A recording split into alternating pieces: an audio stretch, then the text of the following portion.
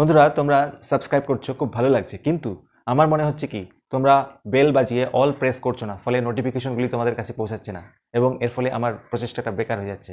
আশা করবো তোমরা ঘন্টা বাজিয়ে অল প্রেস করবে। চলো শুরু করি আজকে set number 6, grammar practice. Number 1, I wish I were going to Mussoorie. করতে হবে এক্সক্লামেটরি, বিস্ময়বোধক। আমার ইচ্ছে করে বা আমি চাই মুসৌরিতে যেতে। এটাকে তোমাদের শর্ট ট্রিকে আমি বোঝাবো, এত কিছু জানার দরকার নেই। আই উইশ থাকলেই তোমরা করবে কি, ইফ। কি করবে? আই উইশের জায়গায় ইফ করবে। তাহলে বাকিটা কি করবে? বাকিটা যেমন আছে তেমন বসিয়ে দাও, ফুল স্টপ হবে না। কি হবে? এক্সক্লামেটরি করতে বলেছে, তাই এক্সক্লামেটরি চিহ্ন অর্থাৎ বিস্ময়বোধক চিহ্ন বসবে। হয়ে গেল। তাহলে বন্ধুরা তোমাদের জন্য কমেন্টে টাস্ক থাকলো, এইটা করবে, I wish I were a bird, যদি আমি পাখি হতাম। Next, I believe you are hungry. আমি বিশ্বাস করি তুমি ক্ষুধার্ত। তুমি কিরকম?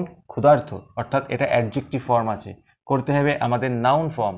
তাহলে ক্ষুধার্ত কথাটা কোত্থেকে এসছে? আসল কথাটা হচ্ছে খিদে, তাই না? খিদে ইংরেজি বন্ধুরা হাঙ্গার। হাঙ্গার মানে খিদে, আর হাংরি মানে ক্ষুধার্ত। তাহলে আমরা এটাকে কি করে করব? আমি বিশ্বাস করি তুমি ক্ষুধার্ত, তার মানে আমি বিশ্বাস করি তোমার খিদে আছে, তাই না? তাহলে আই বিলিভ, তোমার আছে ইংরেজি কি? You have. তোমার আছে কি আছে? খিদে, হাঙ্গার, ভেরি সিম্পল।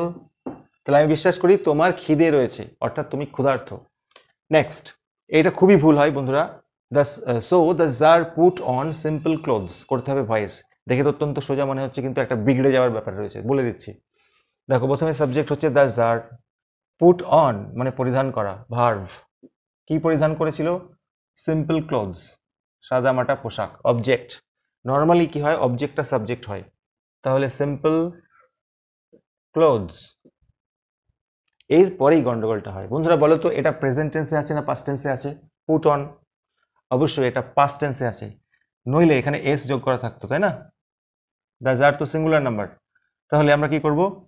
প্রিভার্বটা এখানে ওয়াজ ওয়্যারের মধ্যে ওয়্যার বসাবো, কারণ কি? সিম্পল ক্লোথস প্লুরাল নাম্বার আছে, ওয়্যার। তারপরে ভার্বের third form put on, put on, put on, put put put, put on, তারপরে বাই, এবং সবশেষে সাবজেক্টে এই অবজেক্ট দ্য জার। তাহলে এখানে মিস গেছে কি? সো, সোটা প্রথমে আছে, এটা তুমি প্রথমেই বসিয়ে দাও। So simple clothes were put on by the czar. একটা জিনিস খেয়াল করবে, এই জাতীয়গুলো অর্থাৎ put put put, cut cut cut, এইগুলো সবসময় পাস্ট টেন্সেই দেওয়া থাকে। তোমাদের জন্য একটা টাস্ক রইলো, তাহলে এটা করে দেখাও তো। শি কাট দ্য কেক, সে কেকটাকে কাটলো। নেক্সট, শি ওয়াজ সাইলেন্ট, করতে হবে নেগেটিভ, তিনি নীরব ছিলেন। আচ্ছা, নীরবের উল্টো কি? নীরব এর উল্টো হচ্ছে সরব, তাই না? নীরব মানে যদি সাইলেন্ট হয়, তাহলে সরব হচ্ছে ভোকাল, মাথায় রাখবে, ভোকাল। তাহলে শি ওয়াজ সাইলেন্ট, তার মানে শি ওয়াজ নট ভোকাল, তিনি সরব ছিলেন না, মানেই নীরব ছিলেন। নেক্সট, চা খেতে খেতে করে ফেলতে পারবে এগুলি, জাস্ট ভিডিওটা চালিয়ে দিয়ে তোমরা দেখবে, কোনো কিছু করতে লাগবে না। The czar gave the reward to none, করতে হবে voice change, very simple. The czar হচ্ছে সাবজেক্ট, গেভ মানে দিল, ভার্ভ, কি দিল? দ্য রিওয়ার্ড হচ্ছে গিয়ে অবজেক্ট। তাহলে আমরা অবজেক্টটাকে আগে আনবো, দ্য রিওয়ার্ড, তারপরে টেন্স অনুযায়ী বি ভার্ভ, এটা দেখতে হবে পাস্ট টেন্সে আছে, তাহলে ওয়াজ হবে, দ্য রিওয়ার্ড ওয়াজ। তারপরে ভার্ভের third form give, gave, given, the reward was given. এবারে এই যে এক্সট্রাটা আছে, এটা আমরা এখানে বসাবো সবার শেষে, বাই এবং subjective object the czar. The reward was given to none by the czar. এটাকে আরেকটা ভাবে করা যেতে পারে, নো ওয়ানটাকে আগে এনে, তাহলে কি হবে? No one was given the reward by the czar. Next, the jar asked, czar জিজ্ঞাসা করলো, হোয়াট ডু ইউ মিন, আপনি কি বলতে চাইছেন? করা যাক ইন্টারোগেটিভ।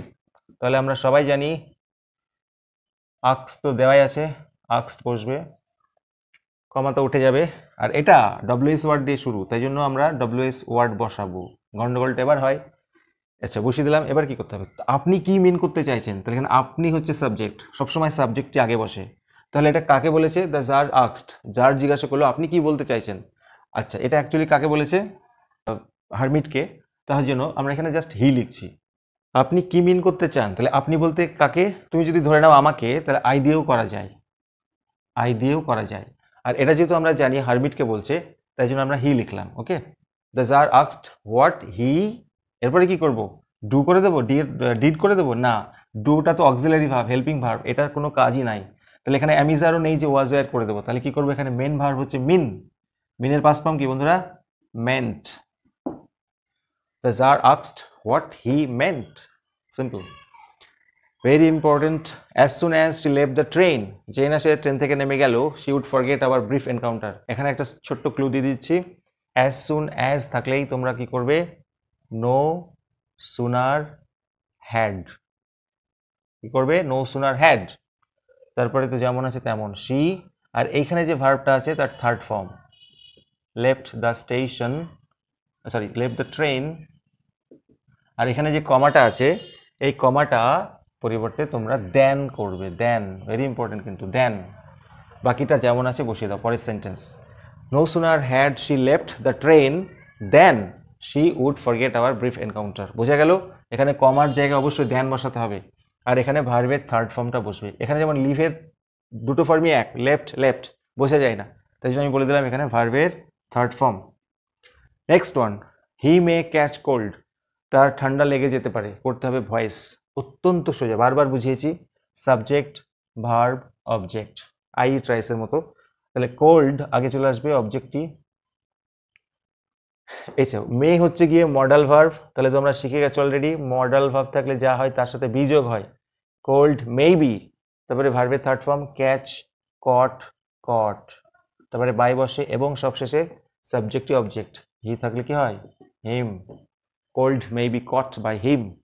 ক্লাস 12-এর আসার মতো ডিগ্রি চেঞ্জগুলো একটা ভিডিওতে আমি করে রেখেছি, ডেসক্রিপশন বক্সে পেয়ে যাবে, সেখান থেকে পড়লেই সব এসে যাবে। হিজ লোয়ার জ ইজ শর্টার, তার নিচের চলটি ছোট কার থেকে, দেন দ্য আপার, ওপরটার থেকে। আছে কম্প্যারেটিভ ডিগ্রি, দেখো কম্প্যারেটিভ ফর্ম প্লাস দেন রয়েছে, আমাদের পজিটিভ করতে হবে, অর্থাৎ এই স্ট্রাকচারটা ইউজ করতে হবে, as plus positive form plus as. তার মানে তার ওপরের চলটি নিচের চলের মতো এত ছোট নয়, তাহলে আমরা ওইটাকে আগে আনবো, his upper jaw is not, not বসাতে হবে। এবারে positive structure, as positive form, শর্টারের পজিটিভ ফর্ম হচ্ছে short, as short as the lower, the lower. তাহলে his upper jaw is not as short as the lower. 10 number একটি easy trick, my eyes were sensitive only to light and darkness, করতে হবে negative, এত চিন্তা করার কিছু নেই, আমি আগের ভিডিওতে অলরেডি শিখিয়ে ফেলেছি। অনলি থাকলে কি করতে হবে, অনলি থাকলে একটা হচ্ছে নান বাট আর একটা হচ্ছে nothing but.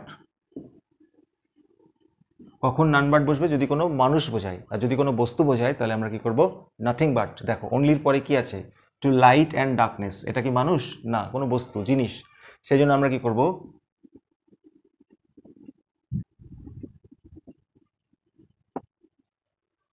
My eyes were sensitive to nothing but light and darkness, অর্থাৎ আমার চোখ লাইট এবং ডার্কনেস ছাড়া কোনো কিছুর প্রতি সংবেদনশীল না, তার মানে শুধুমাত্র লাইট এবং ডার্কনেসের প্রতি সংবেদনশীল। তাহলে অনলি থাকলে এক্ষেত্রে তোমরা নাথিং বাট ইউজ করবে। টুটা বন্ধুরা এখানে আগে এনেছি কারণ মিনিংটা ভালো হচ্ছে, সেন্সিটিভের পরে টু প্রিপোজিশনটা বসে, সেই জন্য আগে আনলাম। তো বন্ধুরা এই ছিল ভিডিও, কাজের মনে হলে অবশ্যই একটি লাইক দিও, আর চ্যানেল নতুন হলে সাবস্ক্রাইব করো, যারা অলরেডি সাবস্ক্রাইব করেছে অসংখ্য ধন্যবাদ, thank you so much for watching this video.